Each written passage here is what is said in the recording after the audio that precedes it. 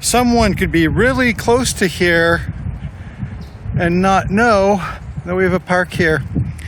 Specifically, this is Pequeña Sarah Park, Little Sarah Park.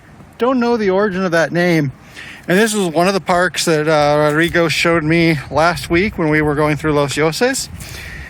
Say hi in the comments. And it's pretty surprising to me because, for one thing, it's just right there in a residential neighborhood. It's kind of hard to find. But also, compared to a lot of parks here, a little bit more natural, a little bit bigger.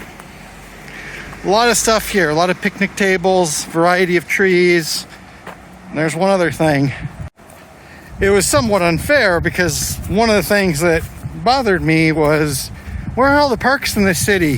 How can there not be parks? And, you know, Rodrigo showed me here in Los Yoses and then some in Zapote. There actually are a number of parks. I just couldn't find them because I didn't know they were there.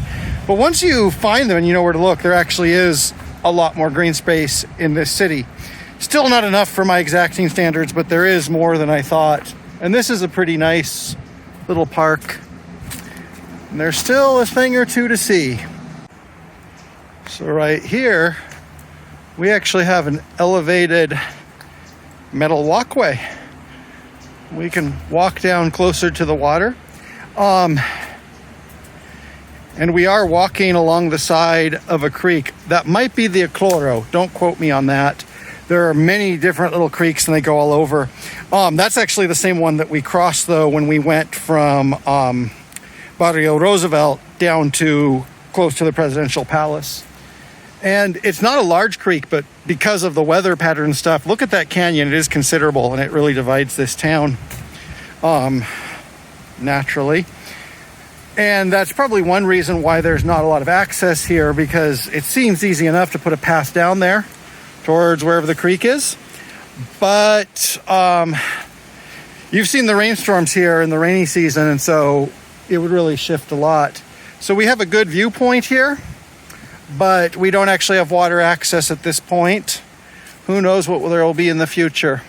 But that's a nice view down, nice view at least. Actually reminds me of the Redwood Park in Rica, California. I'm gonna walk back this way after showing that little aspect of the park. So a lot of times when I go on these walks, I draw out one of my favorite quotes from William Blake about eternity in an hour. And really fits here because for whatever reason, even though it's not that much bigger, it's not super isolated, not super natural, but there's like kind of an openness and expansiveness I feel here where I can imagine coming here as a kid or young teenager and just feeling that feeling of time and space just kind of going on in waves. Don't know if that makes sense. That's not all something I feel here, but there is this feeling of expansiveness and openness that I feel in this park. And also for that matter, talking about expansion, this looks like this may be some type of landscaping work or something on the park where they're going to make it bigger. I hope so, because we can always use more parkways. But for now, I just wanted to show that maybe some of my earlier judgments were a bit premature, because there are lots of nice little hidden spots through certain areas of San Jose. So something to look for if you come here.